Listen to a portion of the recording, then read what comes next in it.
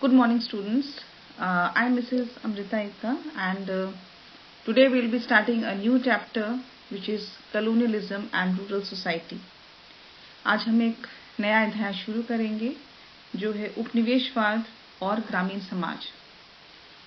और इससे पूर्व हम उपनिवेशवाद के बारे में, उससे पूर्व भारत की क्या परिस्थिति थी, उसका क्या बैकग्राउंड था, उसके बारे में हम थोड़ी सी चर्चा करेंगे उपनिवेशवाद में जाने से पहले।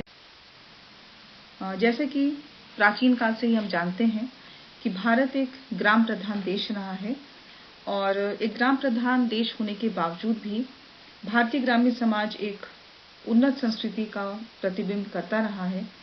और ये ग्रामीण समाज एक और तो खेती करता था, जो खेती के कारण खेती जो थी काफी उन्नत थी, वहीं दूसरी ओर यहाँ की जो असाधारण हस्तशिल्प की वस्तुओं का जो निर्माण होता था वो काफी प्रसिद्ध थी। काफी भारत की जो हस्तशिल्प है वो काफी विख्यात है, सिर्फ देश में ही नहीं बल्कि विदेशों में भी इसकी काफी भारी मांग थी। और ये जो हस्तशिल्प थे ये भारतीय दरबारों की शोभा बने रहते थे, और इसके साथ विदेशों में भी पश्चिमी देशों के घरों की भी ये शोभा बढ़ाते थे। हस्तशिल्प आप जानते हैं, जैसे कि हस्तशिल्प यानी कि हाथों द्वारा निर्मित वस्तुएं, शिल्पकारियां, जैसे कि लकड़ी से बनी हुई सामग्री हो गई, कढ़ाई की बनी फुलकारी हो गई, कढ़ाई जो की जाती है कपड़ों पर, सजावट की चीजें हो गई, या फिर जो मटके बनाए जाते थे, मिट्टी के बर्तन जिस पर चित्रकारी की जाती थी, रंग किए जाते थे। तो ये सब जो थे भारत के अतिरिक्त विदेशों में इसकी काफी मांग थी। काफी प्रख्यात होने के कारण ये काफी प्रसिद्ध थे, जिसके कारण जो विदेशी है वे भारत आते थे ये चीजों का खरीदने के लिए, या फिर इनको आयात किया जाता था भारत से।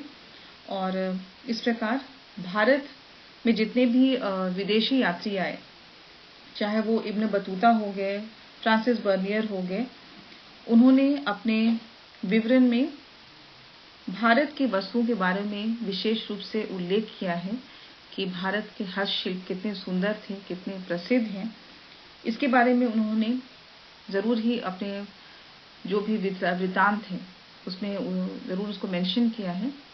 और इसके कारण भारत से बनी हुई चीजों का निर्यात होता था भारी मात्रा में, और भारत की बनी हुई जो वस्तुएं थी ये विश्व में काफी इसकी मांग थी, इसीलिए विदेशों में निर्यात की जाती थी। और इससे क्या होता था, व्यापार में काफी उन्नति हुई, और अत्यधिक सोना चांदी जो है वो भारत आने लगा।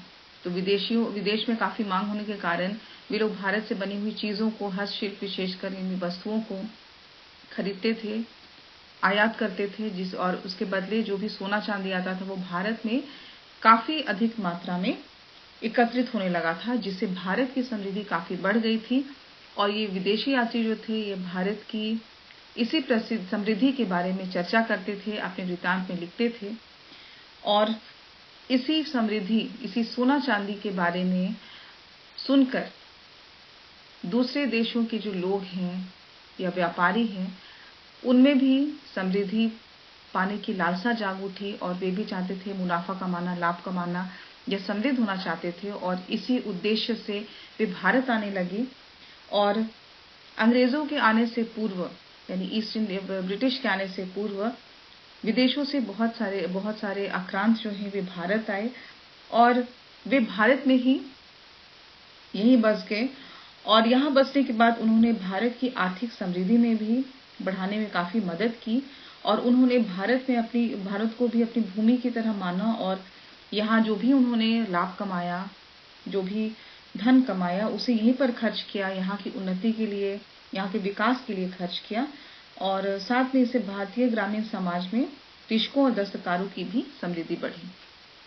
So students, today as we are beginning the chapter on colonialism and rural society.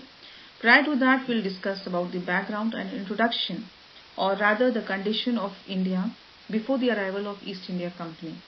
As from the ancient times, India had been agricultural based country, and hence it reflected its rural society.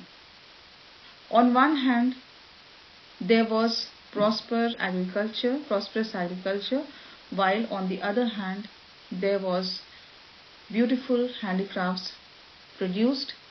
These handicrafts articles, the handicraft articles for the crafts which were handmade, especially like wooden work, ivory work crafts, or various types of embroideries or potteries, all these were beautifully made, and these not only added to the beauty of the royal courts, but also it added beauty or elegance in the Western countries, and so it had a great deal of demand, and so the people of Western countries in large number, they used to import handicrafts from India. There were various foreign travelers who visited India in different times. For example, Ibn Battuta, Abdul Razak, Francis Bernier, etc. These foreign travelers, apart from giving references of India's political and social condition, they had specially given references of Indian handicrafts in their work, and also about its demand in the whole country, or the whole in other countries, or the Western countries. And due to this export of various handicrafts from India, a lot of gold and silver accumulated in India, which increased the prosperity of India. So when these foreign travelers, when they wrote about the India's prosperity and about the abundance of gold and silver in India, this attracted various traders as well as other country people to come to India in order to earn profit and also to become prosper. Hence, many of the foreigners started arriving in India, and prior to the East India Company, many foreigners came, and they settled down here in India too. Whatever they earned here or earned in India, they spent for its development, and this added to the development of Indian society as well as the condition of the agriculturists or farmers. इसके पश्चात हम देखते हैं कि 1600 ईस्वी में British east India company आती है। ये एक व्यापारिक कंपनी के तौर पर भारत आती है, प्रवेश करती है, और इनका उद्देश्य भी था व्यापार करना भारत से, और ये भारतीय माल का आयात किया करती थी, और इससे भारत की समृद्धि भी बढ़ी। और यहाँ भी फिर हम देखते हैं कि भारतीय ग्रामीण समाज एवं यहाँ की स्थिति का काफ़ी यहाँ पर लाभ होता है। लेकिन धीरे धीरे ये जो व्यापारिक कंपनी थी या ईस्ट इंडिया ट्रेडिंग कंपनी थी, धीरे धीरे ये एक शासन कंपनी के रूप में परिवर्तित होने लगी। इन्होंने देखा कि यहाँ पर जो शासक हैं, यहाँ पर जो राजनीतिक स्थिति है, ये काफ़ी उथल पुथल है। यहाँ पर के जितने भी शासक हैं उनमें एकता नहीं है, या फिर उनका जो साम्राज्य है वो सुदृढ़ नहीं है, और इसी बात का लाभ उठाते हुए उन्होंने धीरे धीरे यहाँ पर अपनी जो पकड़ है वो मजबूत करने लगे वे, और धीरे धीरे ये जो व्यापारिक कंपनी है वो प्रशासन करने वाली या शासन करने वाली कंपनी के रूप में परिवर्तित हो गई।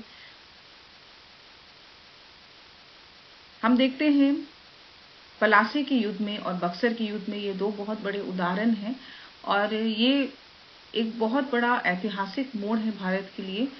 पलासी का युद्ध जो कि 1757 में लड़ा गया था ईस्ट इंडिया कंपनी, और जिसका नेतृत्व रॉबर्ट क्लाइव ने किया था। वहीं दूसरी ओर बंगाल के नवाब जो थे सिराजुद्दौला, उनके बीच हुआ था। सिराजुद्दौला ने ये युद्ध इसीलिए किया था क्योंकि यहाँ पर जो ब्रिटिश है ईस्ट इंडिया कंपनी, वो कुछ ज़्यादा ही हस्तक्षेप करे थे, और इसीलिए ये युद्ध हुआ जिसमें कि सिराजुद्दौला के जो सेना को जो नेतृत्व करे थे मीर जाफर अली खान, वे पराजित हो जाते हैं, और यहाँ पर ब्रिटिशों की जीत होती है।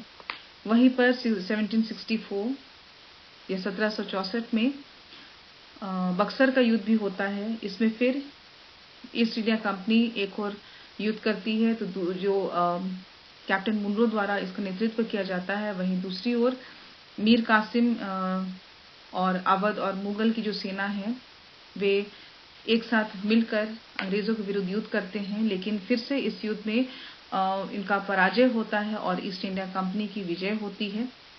तो ये युद्ध जो है ये काफी निर्णायक युद्ध था और इसके बाद जो ईस्ट इंडिया कंपनी है वो अपने पैर पसारने लगता है और उनकी जो पकड़ है वो भारत में काफी मजबूत हो जाती है, जिसकी वजह से बहुत सारे भारत के बहुत सारे क्षेत्र हैं उनके अधीन आ जाते हैं और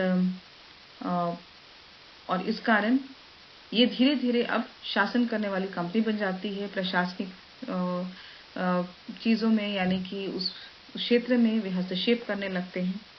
इसके पश्चात हम देखते हैं कि 1750 में ब्रिटेन में औद्योगिक क्रांति भी संपन्न होती है और यहाँ पर उनको कच्चे माल की आवश्यकता होती है, इसलिए वो कच्चे माल की आपूर्ति के लिए भारत का इस्तेमाल करते हैं। भारत से वे कच्चे माल की आपूर्ति करते हैं और निर्मित माल की खपत के लिए भी वे भारत का ही प्रयोग करते हैं। कहने का अर्थात ये है कि भारत से वो कच्चा माल ले जाते थे ब्रिटेन के लिए, वहाँ की फैक्ट्रियों के लिए, और वहाँ से जो भी निर्मित माल है वो भारत में ही यहाँ की मंडियों में खपत के लिए बेचते थे। परिणाम ये हुआ कि यहाँ की जितने भी छोटे उद्योग हैं, लघु उद्योग है, वो नष्ट हो गए क्योंकि यहाँ पर उनकी चीजों की बिक्री नहीं होने लगी। इसके पश्चात हम ये भी देखते हैं कि यहाँ पर बाकी उसके पश्चात जो भी गवर्नर जनरल जो आए, जैसे कि लॉर्ड डलहौजी हो गए या लॉर्ड वेल्लेस्ली हो गए, उनकी नीतियों ने भी भारत की स्थिति काफी जर्जर कर दी। लॉर्ड वेल्लेस्ली की सहायक संधि और डलहौजी की हड़प नीति ने भारतीय रियासतों को हड़प लिया। सहायक संधियों के अनुसार जो वेल्लेस्ली द्वारा लागू किया गया था, एक जो क्षेत्र है या जो राज्य है वो अपनी संप्रभुता खो बैठता था और वहां पर उसे ब्रिटिश सेना को अपने क्षेत्र में सेना रखने की आज्ञा देनी होती थी। वहीं डलहौजी की जो हड़प नीति है, इसके अनुसार अगर कोई राजा जिसका कोई वंशज नहीं है, अगर ऐसी स्थिति में उसकी मृत्यु हो जाती है तो वो पूरा राज्य जो है वो ब्रिटिश के अधीन आ जाता है।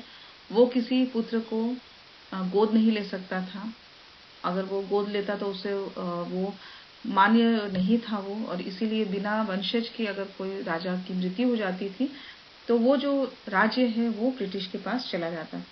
इस प्रकार एक और तो उन्होंने राज्यों को हड़पना शुरू किया अपनी अपनी नीतियों के द्वारा, संधियों के द्वारा, तो दूसरी ओर कच्चे माल और तैयार माल की खपत के कारण लघु उद्योग भी नष्ट होने लगे। इस प्रकार उन्होंने भारत में अपने उपनिवेश स्थापित किए और धीरे धीरे यहाँ पर जितने उद्योग हैं उन्होंने सब उद्योगों को नष्ट कर दिया और इससे जो मजदूर है, कृषक व शिल्प मजदूर हैं, ये अपना उनका जो आजीविका का साधन है ये समाप्त होने लगता है और वे मजदूर बनने के लिए बाध्य हो जाते हैं। इनका बहुत सारा शोषण होता है और इसके बाद यहाँ जो साहूकार वर्ग है वे भी काफी इनका शोषण करते हैं, अत्यधिक उनसे कर लेते हैं, जिसके कारण उनकी स्थिति और ही दयनीय हो जाती है। वहीं भारतीय जंगली जनजातियों का भी यही हाल होता है, उनका भी काफी शोषण होता है, ये भी शोषण के शिकार होते हैं और लेकिन इसी के कारण फिर विद्रोह होता है, वे विद्रोह करते हैं।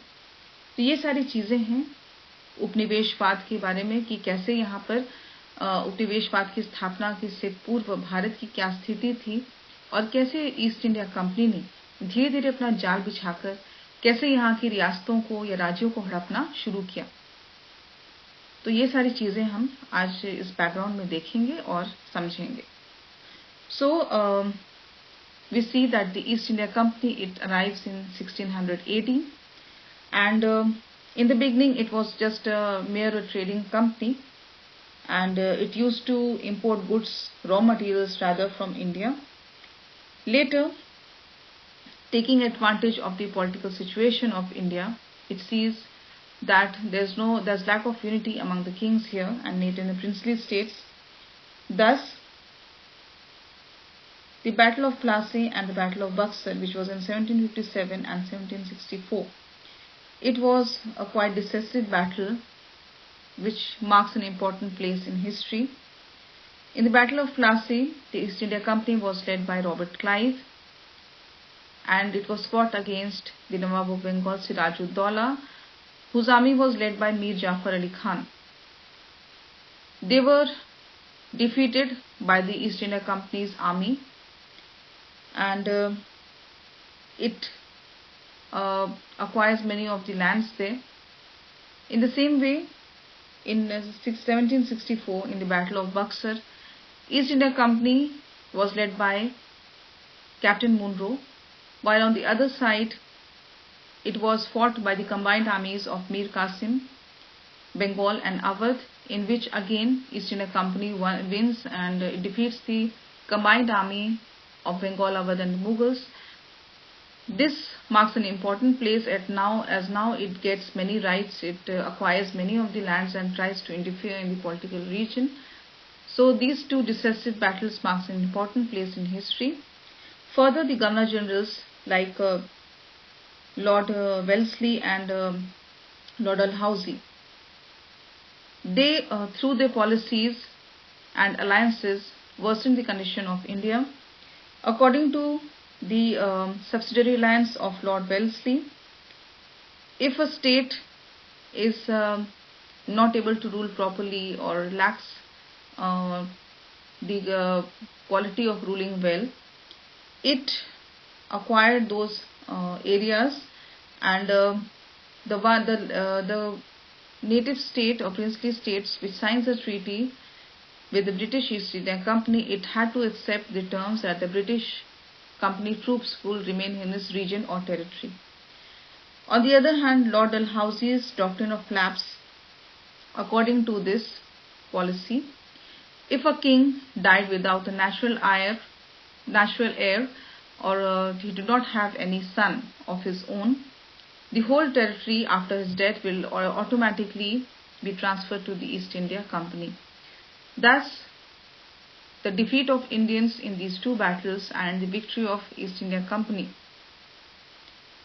it gives them an opportunity to acquire political lands and strengthen the position or consolidate the positions in India. It obtains many rights.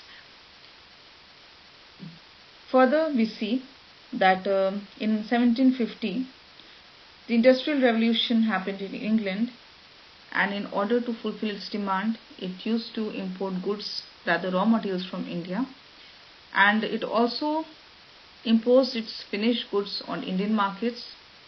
This led to decline of cottage industries, as there was no consumption of the Indian products which were produced by the small scale industries.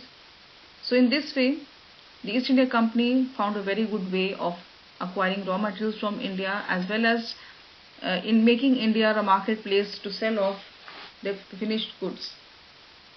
Due to the decline of cottage industries and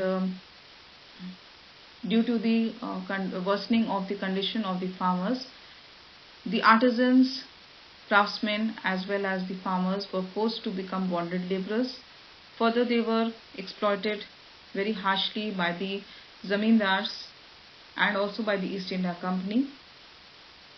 The tribals of various regions were also affected by the exploitation, and hence they also revolted. So this was the background of the India before coming of the East India Company, and how East India Company it colonized India, or how it slowly became a political company or from the trading company, and how it consolidated its place in India, taking advantage of the situation. तो इस तरह हम देखते हैं कि भारत में किस तरह वे अपना जाल फैलाते हैं, अपने आप को कैसे यहाँ पर समृद्धि पाने के लिए वे भारत आते हैं, कैसे वे इस मौके का फायदा उठाकर किस तरह यहाँ पर एक प्रशासनिक कंपनी बन जाती है और भारत में वे सुदृढ़ होकर प्रशासन करने लगते हैं. So that's all for today.